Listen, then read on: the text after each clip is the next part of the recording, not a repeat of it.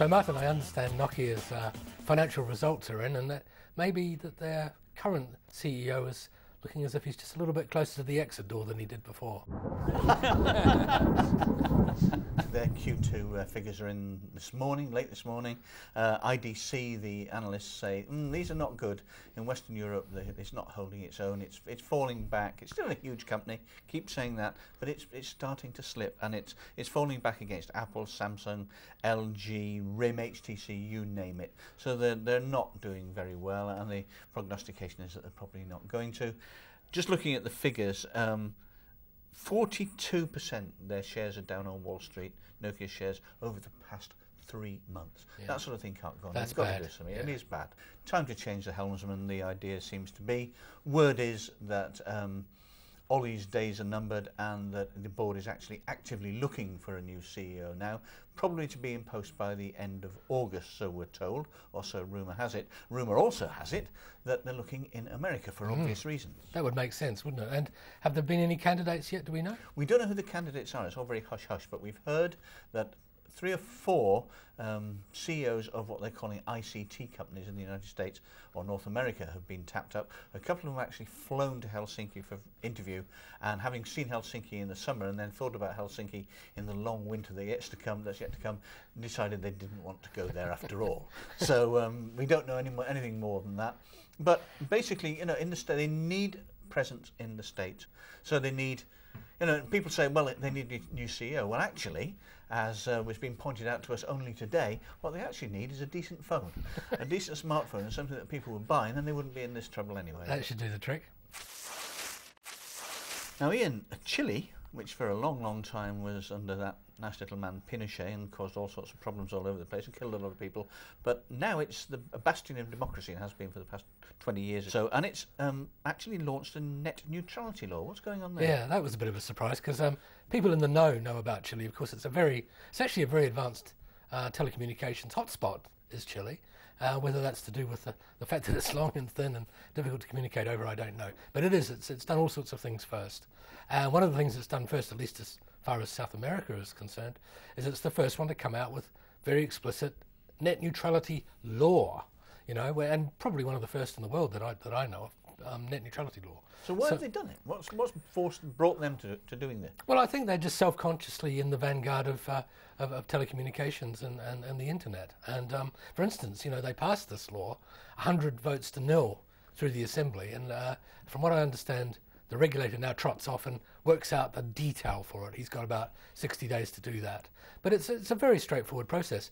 What they're doing apparently is looking at neutrality in terms of discrimination. So it's not going to be one of these sort of, you're going to regulate us left, right and centre, which people in the US are always going on about. The FCC is going to regulate us all. Not at all. It's just a code that says, look, you're not allowed to discriminate. It's a bit like in the financial world, insider trading. It rules out certain types of behaviour. It doesn't regulate your corporate behaviour, but it almost regulates your human behaviour, if you see what I mean. So you're not allowed to discriminate against particular ISPs or particular services, but you are allowed to discriminate against traffic types. So if a type of traffic breaches your engineering definition of what's acceptable traffic, then you can clamp down on it, you can squeeze it, you can throttle it. So is it going to roll on? Is it going to be Paraguay next, or Uruguay? Yeah, but that's a very good point. I'm not sure. I'm probably thinking about South America, probably just Chile for the time being. So it's a Thursday. It must be Martyn kicking Google again. I know you've got another Google story, Martyn. I haven't kicked Google for a while, really. I mean, I've been very quiet about them, but you have to pick up on the fact that 38 attorneys general in the United States, of the various United States, plus DC, which of course isn't in the United States, are actually pushing for an investigation, a full investigation into Google and its use of information and data that it's tapped from Wi-Fi networks. Yes. And of course there's a big outcry in Australia about it, in Europe and all the rest. So, the momentum is actually beginning to build, and I think something is going to happen. Now what's happened is this was brought about mainly by big consumer organisation, and they looked at some of Google's patents. And one of these patents is for a patent showing that it's collecting and storing packets of wireless data, including, and this is the important part, payload information contained in it. So all this idea about, oh, it was a bit of a mistake, we did it by accident and it was one of our engineers and he went a bit mad and this is what's happened, seems to be negated by the fact they have this patent. Also, of course, is the fact that they're working with some strange bedfellows. It turns out, 3 or 4 times over the past year, they've been meeting with the National Security Council and looking at stuff to do with Russia and the Middle East and all the rest of it. Now, what on earth can that be about? Yeah. I mean, it is disturbing, and as you know, I'm a bit of a. I quite like Google. I mean, I know we sort of take opposite sides of the fence here, but I quite like Google, and I find that a bit disturbing because the evidence does seem to be stacking up, doesn't it? Well, I used to like them, and I think a lot of the stuff they do is brilliant, but I do think they're just getting, almighty big, and it's very worrying. I mean, last point on this is they're actually working in partnership with the NSA, the National Security Agency, which is a very shadowy organisation, which was pilloried under the George W. Bush administration for illegally tapping and placing surveillance on the phone calls of ordinary American citizens within the US. Completely illegal. Too intrusive for Bush. Well, there's a recommendation. Absolutely. I remember I made the mistake of going to see the Phantom Menace, that Star Wars film, which had this awful character in it called Jajah Binks, who looked like a sort of sawn-off giraffe with big ears and talked like a Rastafarian.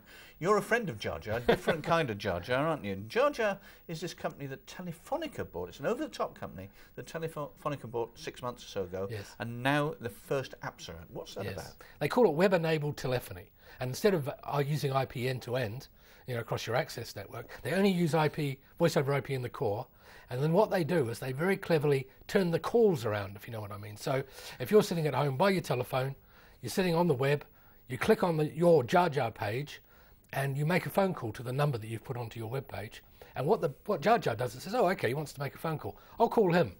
So it calls your phone, because you've told it what your number is, and then it calls the other phone number, and it basically sets up 2 wholesale terminations. And then it just charges you just a little bit more than the cost of the 2 wholesale terminations. Now, it turns out that that's usually about the same that Skype charges you for a Skype out call. But you get a much better, you don't have this IP struggling over your access link, you see, so you usually get a much better phone call. This was great. They did this for a long time. They were one of the pioneers of this approach. Worked very well. Telefonica bought them. And I think the ironic thing, and Telefonica is kind of developing services and launching services through O2 in the first instance, and through other websites. I mean, the service that they're launching, which is the most intriguing, is one for dating sites, so that if you're online data, you can ring the other person without them knowing what your telephone number is, because you're using this Jajah, so it anonymizes it. But anyway, so that's Jajah. I think they're quite good. We'll watch them carefully, and it means that a big company like Telefonica is actually in the OTT business. It's gone over the top to compete with other telephony giants on the internet.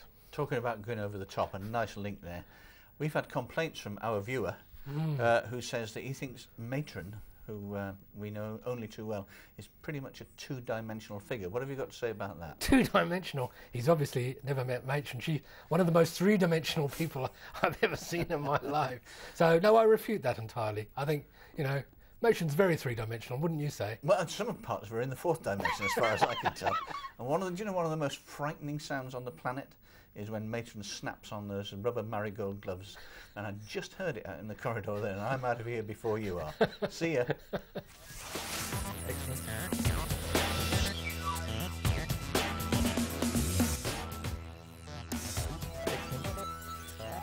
Oh yeah, the marigolds with the fur around the top.